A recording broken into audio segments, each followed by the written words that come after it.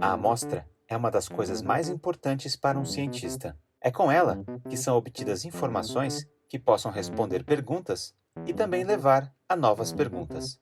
Mas o que pode ser considerada uma amostra? Ao contrário do que vemos em filmes de ficção científica, uma amostra não é somente aquilo que cabe no tubo de ensaio e que pode ser observada ao microscópio. Na verdade, tudo pode ser uma amostra, do que temos aqui na Terra, indo para escalas muito maiores a escalas muito menores. Pedimos que alguns cientistas nos contassem a respeito das suas amostras e como as usam para fazer ciência. Meu nome é Ana Maria Pereira Neto. Sou o professor Mauro Coelho dos Santos. Eu sou a Juliana Berbert. José Antônio Souza. Meu nome é Kátia Maria Honório. Meu nome é Guilherme Cunha Ribeiro. E eu sou docente do curso de Engenharia de Energia da Universidade Federal do ABC. Universidade Federal do ABC desde 2006. Sou docente na Matemática Aplicada na UFABC. Eu sou professor e pesquisador da Universidade Federal do ABC. Eu sou docente da Escola de Artes, Ciências e Humanidades da USP e também sou docente do programa de pós em Ciência e Tecnologia Química da UFABC. Eu sou professor da Universidade Federal do ABC. Hoje nós somos a 16ª melhor universidade do país. E atuo na área de caracterização e recuperação energética de biomassa e de resíduos. Em princípio eu trabalho com processo de transformação e energia, mas eu trabalho com engenharia ambiental, engenharia sanitária, engenharia de materiais, química, físico-química, eletroquímica, nanociência e nanotecnologia.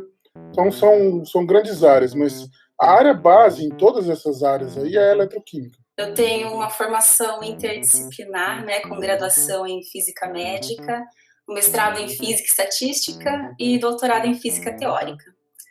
E eu atuo com biologia matemática, ou seja, eu uso todo o ferramental da física, da matemática e da computação para compreender alguns processos em biologia, em especial a ecologia do movimento. Uma das minhas pesquisas é buscar entender quais são os mecanismos por trás das tomadas de decisão de movimentação que os indivíduos usam. Por exemplo, se você para em frente a um jardim e você vê insetos voando, Se você observar cada um dos insetos, eles vão de uma planta para outra planta, O que está por trás desse mecanismo, Como eles decidem para onde ir e como que isso, como eu posso usar um ferramental, um formalismo matemático para compreender isso numa escala populacional.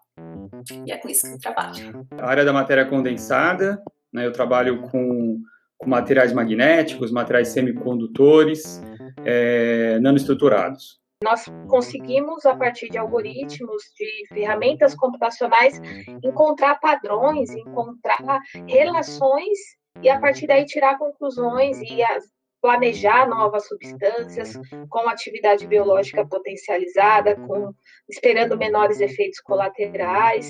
E é isso que nós tentamos contribuir um pouquinho com a ciência. Eu sou biólogo e entomólogo, que é a parte da biologia que é sou um especialista em insetos, Mas, particularmente, eu sou um sistemata, ou seja, eu sou um biólogo que estuda a taxonomia, a classificação, a diversidade e as relações de parentesco entre os diferentes grupos de insetos. Eu utilizo essa informação para tentar inferir algo sobre a história biogeográfica dos continentes e tentar compreender um pouco como a evolução da Terra influenciou na evolução dos insetos. A minha amostra são diferentes tipos de biomassas e de resíduos, e o objetivo é caracterizar essa amostra, que pode ser produzida em laboratório ou coletada, por exemplo, na indústria, e obter aí informações justamente para avaliar o potencial energético e não energético desse material. Então, biomassa é todo recurso renovável que pode ter origem animal ou vegetal e, após o seu processamento, seja ele físico, químico ou bioquímico, pode ser aproveitado energeticamente. Então, essa é uma definição do ponto de vista energético da biomassa. Basicamente, é uma célula eletroquímica. Vaso de vidro, em que tem um cátodo e um ânodo, E esse cátodo e esse ânodo tem funções definidas. No caso, eu trabalho com duas áreas que são similares, Uma área é a degradação de poluentes orgânicos e a outra área de células a combustível. No caso das células a combustível, eu tenho um cato de 1 ano, e eu trabalho com os materiais desse cato desse ano, que são nanomateriais, e esses nanomateriais são responsáveis por ter menor custo, maior eficiência e a produção de energia limpa, né, a partir do etanol. No caso da degradação de poluentes ambientais, a gente trabalha com materiais nanoestruturados para gerar cátodos, que vão ser responsáveis por gerar radicais de hidroxila e degradar poluentes orgânicos persistentes. Bom, eu busco compreender sobre os processos envolvidos na movimentação animal, né? De alguma forma relacionar as trajetórias de indivíduos com padrões na população, como migração, nomadismo, sedentarismo. Eu comecei pesquisando sobre isso, observando trajetórias de gazelas da Mongólia. As minhas amostras, então, eram trajetórias de animais que caminhavam por ambientes que variam, né? Eles mudam ao longo do ano devido às estações de inverno e verão. Várias trajetórias com as quais eu posso trabalhar e avaliar se a memória, de fato, ela é um dos fatores importantes nas tomadas de decisões. Né? Então, as simulações computacionais, elas foram equivalentes a 20 anos de trajetória, né, de algum indivíduo. Por ser simulação, eu consegui 100 mil trajetórias diferentes para eu conseguir analisar. E a partir delas, eu poder classificá-las como migração, nomadismo ou territorialismo. No nosso laboratório, a gente tem vários tipos de amostras. A gente tem amostras magnéticas, a gente tem amostras nanoestruturadas, amostras semicondutoras, mas hoje, uma das amostras mais importantes que eu tenho é uma amostra semicondutora, conhecida como perovskita de Aleto. A minha amostra de interesse nos meus projetos de pesquisa, por mais diferente que possa parecer, envolvem bancos de dados de substâncias químicas. Em simulações que nós fazemos para entender o porquê uma substância tem atividade biológica ou não, muitas vezes nós recorremos a bases de dados, então bases contendo informações sobre substâncias químicas, e a partir daí nós tiramos informações se aquela substância é ativa num determinado alvo biológico ou não. Minha especialidade, dentro da biologia, é a classificação biológica e o estudo das relações de parentesco entre esses organismos. Tanto a classificação quanto esse estudo das relações de parentesco, ele pode ser feito utilizando diferentes tipos de dados, né? Por exemplo, existem hoje vários cientistas que utilizam dados moleculares, como, por exemplo, fragmentos de DNA, RNA ou proteínas dos organismos que eles comparam e inferem essas relações. Outra forma de se fazer isso é estudando a morfologia desses organismos. E essa é particularmente a minha área de interesse. Então, a minha amostra, ela é a forma, a morfologia de um inseto, né? Então, eu faço estudos detalhados da morfologia, da forma, de forma comparativa, e a minha amostra é a forma do inseto. Então, a partir da caracterização desses materiais, então a partir da determinação de propriedades físico-químicas e termofísicas, vou citar algumas, nós podemos determinar o poder calorífico, então determinar o conteúdo energético dessa biomassa, a análise imediata, então, que nos fornece aí os teores de voláteis, carbono fixos, cinzas e a umidade, que também são informações importantes para a avaliação do potencial energético desse material. Análise elementar, então o teor de carbono, hidrogênio, nitrogênio, oxigênio, enxofre, cloro, o teor, por exemplo, das principais biomoléculas de lipídios, carboidratos, proteínas, com vistas à produção de biocombustíveis, por exemplo, teor de lipídios, você avalia o potencial da produção de biodiesel, teor de carboidratos, avalia o potencial de produção de etanol, e a partir desses resultados, desses dados experimentais, a gente consegue aí avaliar o potencial energético e não energético, potencial biotecnológico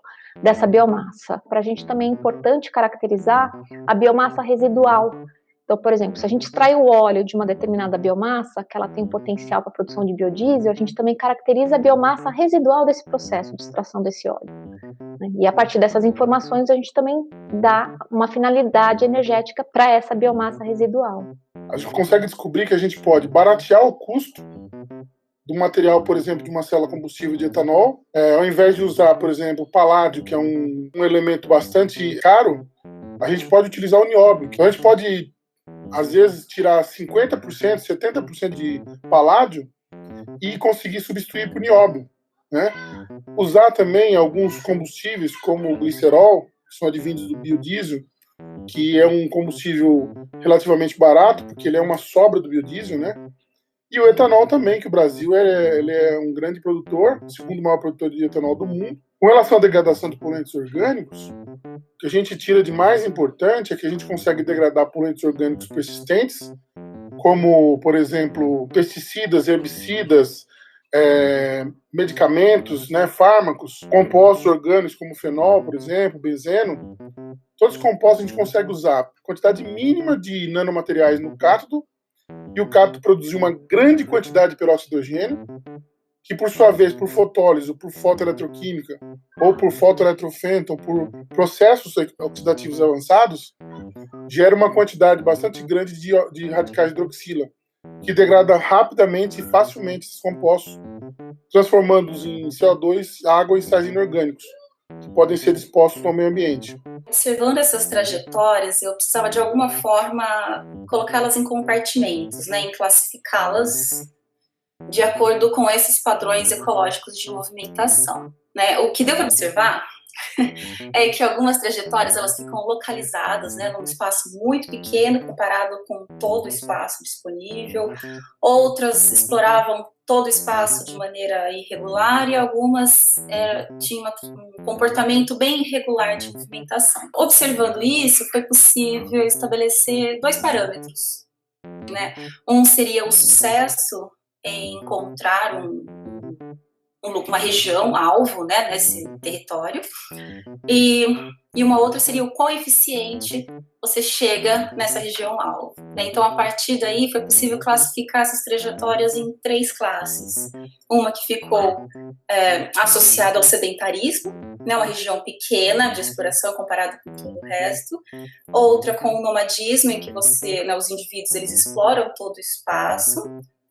E a migração, né, que é um comportamento que é o que é mais conhecido, observado, né, na natureza. Através dessas análises, né, dessas trajetórias, foi possível mostrar que, de fato, a combinação entre a memória dos indivíduos, né, e a dinâmica da paisagem, a gente consegue definir esses 3 comportamentos de movimentação.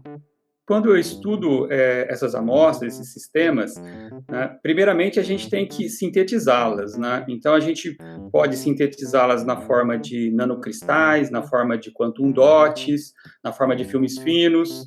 O conhecimento mais interessante que a gente tem hoje é a interação das propriedades ópticas com as propriedades elétricas, né? Em particular, a gente está interessado no comportamento de cargas elétricas induzidas pela luz. Quando a gente irradia a nossa amostra com luz, ela induz a criação de cargas, essas cargas são separadas, e a gente está interessado em obter um melhor entendimento dessa interação. Usando essas informações contidas em bases de dados sobre substâncias químicas, nós tiramos como informação dali, por exemplo, propriedades relacionadas ao tamanho da molécula, a características diferenciadas, né, como de características eletrônicas, e a partir dessas informações, nós utilizamos algoritmos computacionais que relacionam essas informações químicas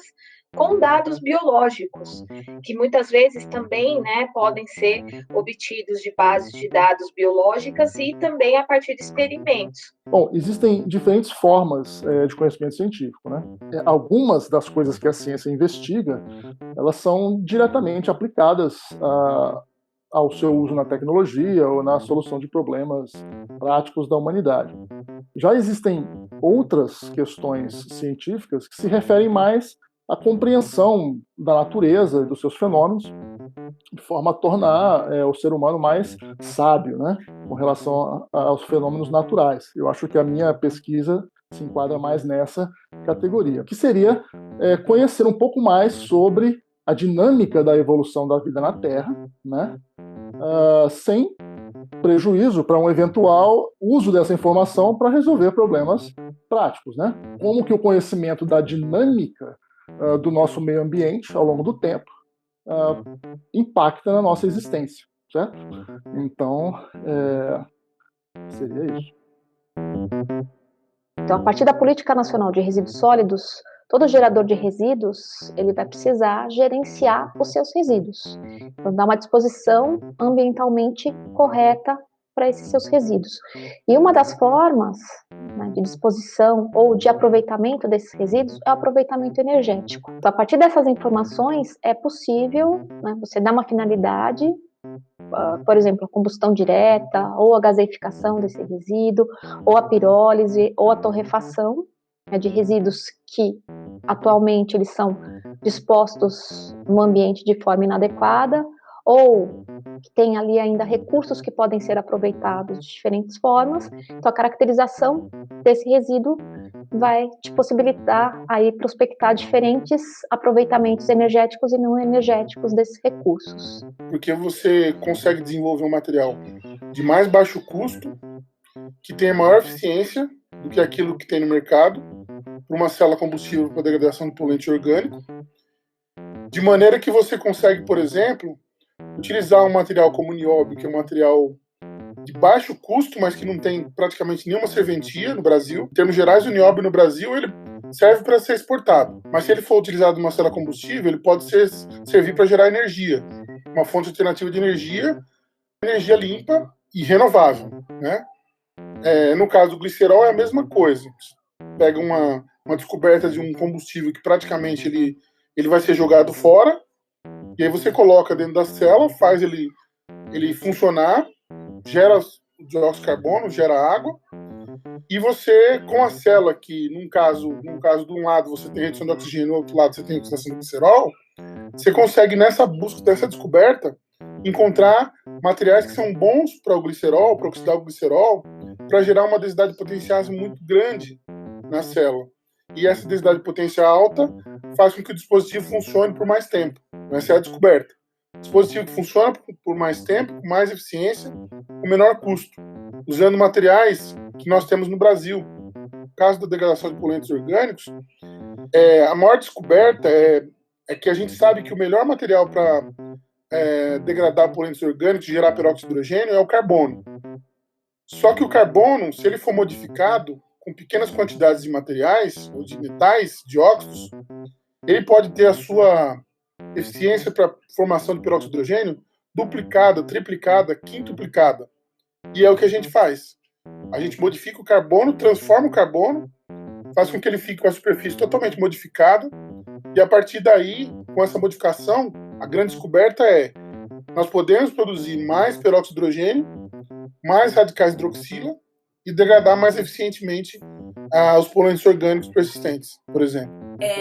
Conhecer as estratégias, né, de tomada de decisão na movimentação, ela é um mecanismo importante, né, de se conhecer. Além disso, você quantificar as transformações no ambiente, né, que altera a sua paisagem ao longo do ano.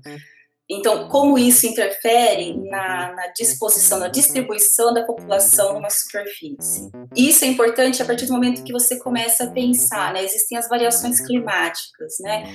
Então, com isso, eu estou alterando o ambiente de uma maneira diferente. O comportamento animal na exploração desse espaço vai ser alterado? Existem alguns estudos mostrando que existe essa alteração, né? Através dessas simulações computacionais, a gente vê que existem alterações no comportamento. Então, a partir daí, a gente pode incentivar, né, criar mais políticas, né, de preservação de espécies e do ambiente em si. Né?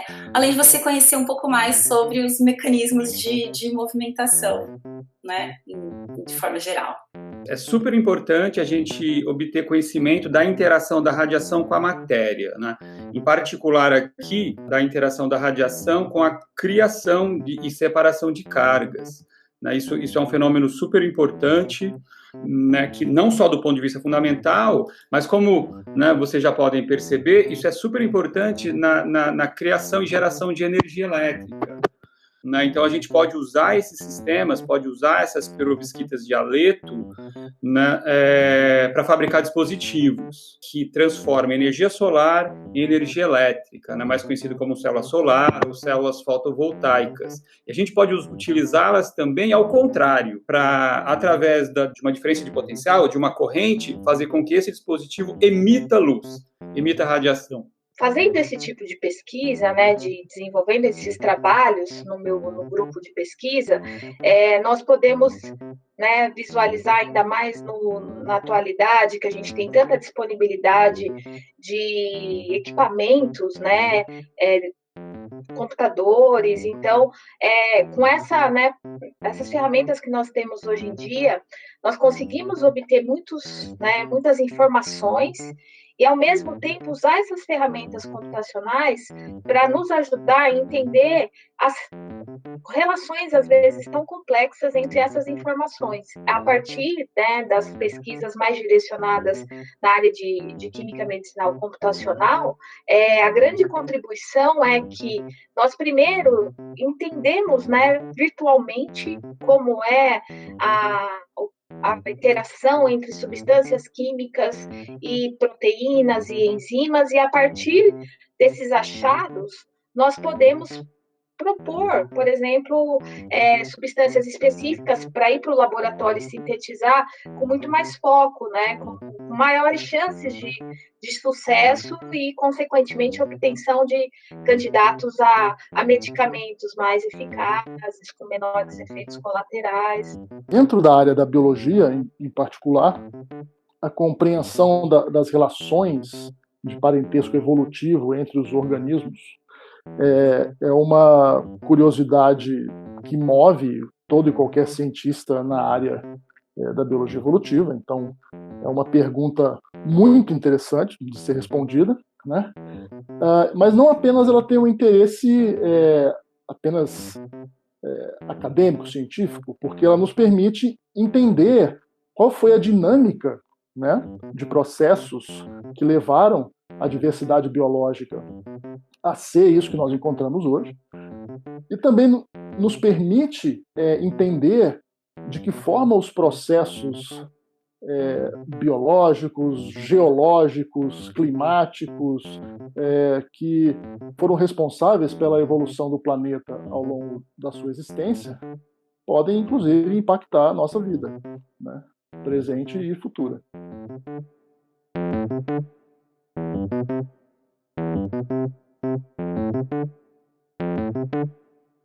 Eu amo ser cientista.